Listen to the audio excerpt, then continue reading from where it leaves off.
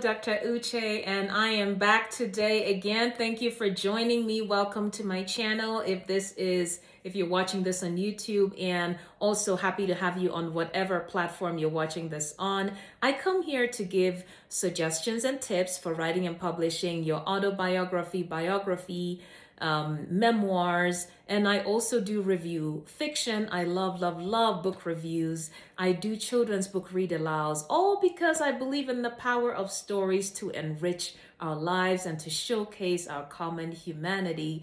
Today, I am again here to talk about an aspect in writing up your autobiography or biography or memoir, because it's often a very overwhelming thought. Although many people say, I'd love to do that. That sounds like such a good idea, but gosh, where do I find the time? I can't find the time. I only have 24 hours in a day, like we all do.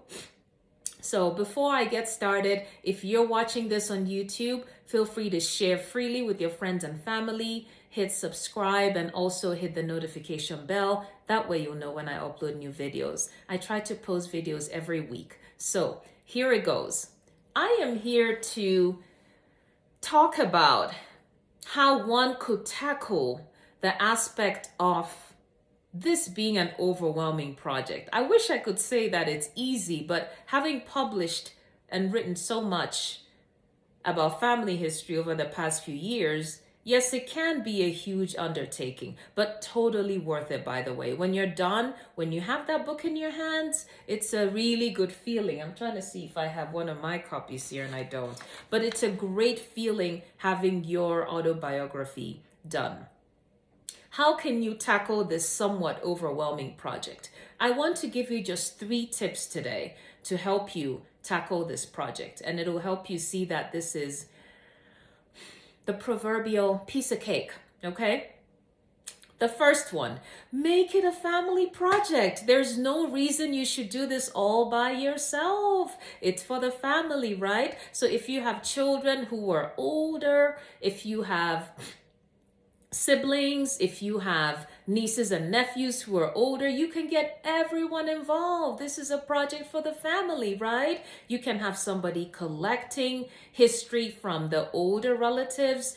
Give somebody a project. Go talk to grandma and grandpa, see what they remember. Give somebody else the task to write up some other aspect of history. Ask particular people, right? You can split it up. Somebody goes to ask this one, somebody asks another person, somebody puts together pictures, somebody puts together that sort of thing. So you don't have to do it all alone. Break it up. Make it a family project. It's very fun that way. That's the first tip. The second tip, something I've talked about before.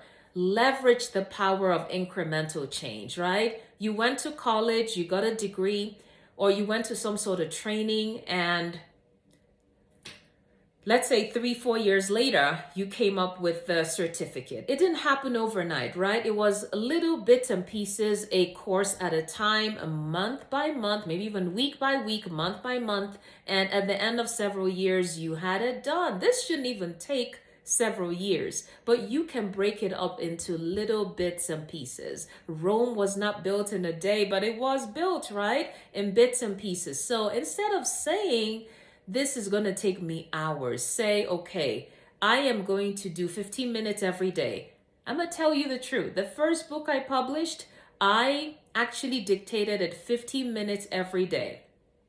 When my kids were in bed and I had literally 30 minutes to an hour is all I have to myself in a day. After my children are in bed, homework done, everything all set. And this is after work, of course. So I would get to bed, or when I'm ready for bed, I would get my notes app and I would dictate 15 minutes every day. And in that manner, I think over about 2 months, I had my content. And I'm going to tell you a little bit about technology. You don't need to be typing any of this, right? You finish dictating, you got your content, then you go into editing and of course proofreading, reading through it, making sure it sounds right, correcting things, and so on and so forth. So that's the second part. Leverage the power of incremental change. Do it a little bit at a time. The third, I already started talking about it. Use technology. It's here for you. There's no reason you need to be typing or handwriting. Nobody has time for all that. I can't even read half of what I wrote. So what you have to do is use technology. So here's an example. Did you know that on your iPhone, there's a notes app and you can dictate into that app? You can also dictate into some very new Microsoft Word versions. You don't have to write. Just speak into it. Speak into it as you recall. Prod yourself with questions to juggle your memory. Say to yourself, okay, number one, where was I born? Who was there? Who welcomed me? How was I named? And so on and so forth. What was celebrity culture? Who was the president when I was born? These are some random questions about your early life, and you can literally dictate it, right? That's one example. That's a third point. Use technology. It is here for you. So just to recap again, today I am speaking of ways you can get rid of overwhelm in writing up your biography or memoir or autobiography. Number one, make it a family project. It's a lot of fun getting everyone involved. Get the older or mid-teens who are mature enough to do such a thing, or even younger children can also get some history as long as they can write. So that's the first. The second, leverage the power of incremental change. Do it a little bit at a time. And the third, use technology. It is there for you.